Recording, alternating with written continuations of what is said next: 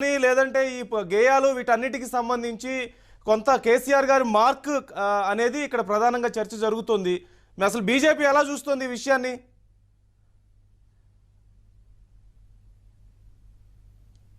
మీ voice mute లో ఉందనుకుంటా, please check.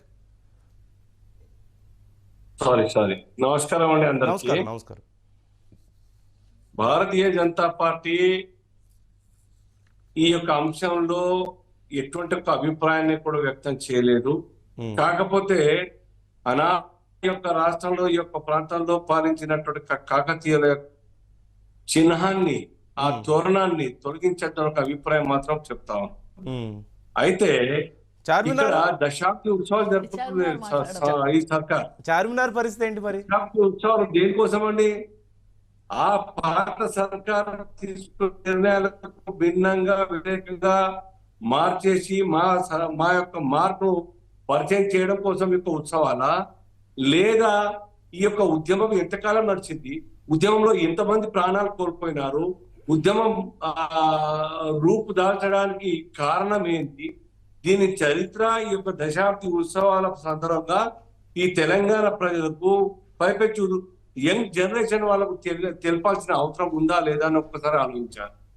రెండవది కూడా కాంగ్రెస్ మరియు బిఆర్ఎస్ వాళ్ళ మనుషులు అనుకుంటా ఉన్నారు, బిఆర్ఎస్ కూడా కాదు, బిఆర్ఎస్ లోని కేసీఆర్ కుటుంబం వాళ్ళు ఏమనుకుంటున్నారు, తెలంగాణ ఉద్యమం అంటేనే దానికి పేటెంట్ రైట్ మాకంటే మాకు పోటీ పడతా ఉన్నారు. కాంగ్రెస్ కు భారతీయ జనతా పార్టీ లేకుంటే సపోర్టు ఆనాడు తెలంగాణ వచ్చేది కాదు. జేహెచ్ లో భారతీయ జనతా పార్టీ చాలా స్పష్టంగా యాక్టివ్ రోల్ తీసుకున్నది. అయితే బీజేపీతో పాటు అనేక సంఘాలు, అనేక పార్టీలు, విద్యార్థులు, కర్షకులు, కార్మికులు, విద్యావంతులు అందరు కూడా యాక్టివ్ గా పాల్గొన్నారే ఉద్యమానికి. అప్పుడు రూపం వచ్చిందే. కేసీఆర్ గారు ఒక్కరే దాని యొక్క పేటెంట్ రైట్లకు భావిస్తూ వాళ్ళ పార్టీ నాయకులే ఎవరిని కూడా ఎవరితో చర్చించకుండా లోగో కావచ్చు, గేయం కావచ్చు, ఇంకేమైనా కావచ్చు నిర్ణయం తీసుకున్నారు. ఆనాటి జేఏసీ చైర్మన్ కోదండరామ్ గారు ఇవాళ ఈ సైడ్ ఉన్నారే. ఆనాడు ఎప్పుడైనా ప్రమాణ స్వీకారం తప్ప బహుశా ఆ రోజులో పాల్గొన్నారు లేదు తెలియదు. తర్వాత ఎప్పుడైనా జేఏసీ తరఫున కేసీఆర్ గారు కలిసి ఫోటో దిగిన సందర్భం ఉన్నదా, చర్చించిన అంశం ఉన్నదా, ఉదాహరణ ఉన్నదా? అంటే తెలంగాణ వచ్చిన తర్వాత అందరినీ దూరం కొట్టేసి నేనే ఈ యొక్క రాజ్యానికి రాజుని అని ఒక అర్థం వచ్చేలా వివరించారు కేసీఆర్ గారు. సిమిలర్ గా ఇవాళ రేవంత్ రెడ్డి గారు కూడా దానికి భిన్నంగా నువ్వే చేస్తే నేను తక్కనని చెప్పి ఆలోచిస్తాను. ఇవన్నీ కూడా పక్కన పెట్టి మీరు సోనియా గాంధీని తీసుకొచ్చి సన్మానం చేస్తా, సోనియా గాంధీ గారే తెలంగాణకు మూల కారణం అని చెప్పి చెప్తాను. విచిత్రమైన పరిస్థితి. ఇంత మందిని అవమానం చేస్తారండి, అర్థం కాదు. వాళ్ళ మాటల్లో వస్తున్నారు. తెలంగాణ ఆవిర్భావ దినోత్సవ శ్రీనివాస్ గారు, తెలంగాణ ఆవిర్భావ దినోత్సవ ఉత్సవాలకు సంబంధించి మనం మాట్లాడదాం. ఒక 10 minutes లో మనం ఆ సబ్జెక్ట్ డీల్ చేద్దాం. బట్ బిఫోర్ దట్ క్లియర్ గా చెప్పండి. ఇంతకుముందు మీరు చెప్పారు కాకతీయ కళాతోరణాన్ని తొలగించడాన్ని మేము వ్యతిరేకిస్తున్నాం అన్నారు. మరి చార్మినార్ ను కూడా మీరు వ్యతిరేకిస్తారా? ఒకవేళ చార్మినార్ తొలగిస్తే అసలు మార్పులు చేర్పులు అనే అంశాన్ని బీజేపీ ఎలా చూస్తుంది? అది అవసరం లేదా? మీరు యాక్సెప్ట్ చేస్తున్నారా లేదా? ఆ రకంగా కరెక్ట్ కాదు అని అభిప్రాయపడుతుంది మేము ఆ తోరణం తీసేయడం. రెండోది చార్మినార్ కూడా సంగీత దర్శకుడు చార్మినార్ విషయం మాట్లాడడం లేదు. ఇరవాణి ఉంటే పోయింది, ఇంకెవరు ఉంటే ఏందని మా అభిప్రాయం.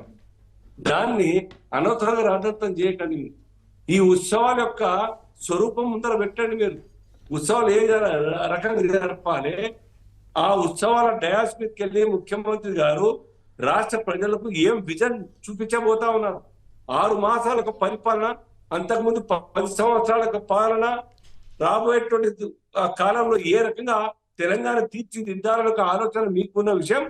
ఆ యొక్క ఉత్సవాలు ఒకరోజు ఉత్సవమా, వారం రోజుల ఉత్సవాలా, మీరు ఒక ప్రోగ్రామ్ ఫైనల్ చేయండి. అది ఏమి లేదు, గుర్తుకొచ్చింది సోనియా గారిని పిలుద్దాం. ఇంకో మాట చెప్పినారు, మల్లు రవి గారు స్టేట్మెంట్ ఇచ్చిన ఆన్ రికార్డ్ భారతీయ జనతా పార్టీని కానీ బీఆర్ఎస్ కానీ పిలిచేది లేదు అని చెప్పడం జరిగింది. ఇది ఏం మాట్లాడతాం? గాంధీ భవన్ ప్రోగ్రామా, కాంగ్రెస్ పార్టీ ప్రోగ్రామ్ ఏమన్నా? ఎందుకు అబద్ధాలు ఆడతారు? ఆల్రెడీ అధికారంలో కేసీఆర్ కి వెళ్ళి పార్టీ పిలుపు ఎవరు ఇవ్వడం వాళ్ళు జరిగింది, మాత్రం బీజేపీ కూర్చోరు. నాయకులకు అక్కడ పిలిచాము. సుజాత ఎవరు గారు, చెప్పిండ్రు? అన్న అధికారంలో ఉన్న తప్పు పార్టీ మాట్లాడొద్దు. అక్కడ పరేడ్ గ్రౌండ్ లో కూర్చోదు, పరేడ్ గ్రౌండ్ లో కూర్చోదు, అందరిని పిలుస్తారు, అన్ని పార్టీలు పిలుస్తారు. కాదు కానీ శ్రీనివాస్ గారు, ఏమో తెలియకపోతే శ్రీనివాస్ గారు information కేసీఆర్ గారిని తెలుసుకోండి. ఇన్వైట్ చేస్తున్నారు అందరినీ కదా. పిలిచాం, అన్ని బీజేపీ పార్టీలు కిషన్ రెడ్డిని అందరినీ పిలిచాము, సిపిఐ, సిపిఎం, బీజేపీ, బీఆర్ఎస్ అందరినీ పిలిచామన్నా. కాదు అందరిని అన్నా, ఇన్వైట్ చేస్తున్నారు. అందరిని ఇన్వైట్ చేస్తున్నాము. ఇది పార్టీ ప్రోగ్రామ్ కాదు, ప్రజల ప్రోగ్రామ్, మల్లు రవి తెలంగాణ గారి ఒక ఆత్మగౌరవం స్టేట్మెంట్ చూడండి ప్రోగ్రాము. మీరు. ఎవరిది? మల్లు రవి గారి స్టేట్మెంట్ చూడండి. దాని తర్వాత నిన్న సాయంత్రం కేసీఆర్ ని కూడా ఆహ్వానిస్తామని చెప్తా ఉన్నారు. నేను బీఆర్ఎస్ పిలవడం వేరు, కేసీఆర్ ఆహ్వానించడం, సన్మానం చేయడం అంటే నిన్నదాకా అయినటువంటి ఒక కుంభకోణం ఉంటే పిలిస్తే బాగుండేది.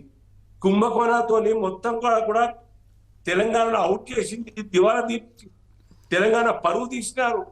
ఓకే, ఫోన్ ట్యాపింగ్ కావచ్చు, మద్యం కుంభకోణం కావచ్చు, అవినీతి, కాళేశ్వరం కావచ్చు, అనేక అంశాల్లో కేసీఆర్ కుటుంబం సర్వనాశనం చేసింది. దానికి ఆద్యుడైన కేసీఆర్ మళ్ళీ గెస్ట్ గా పిలుస్తా అంటారు మేము.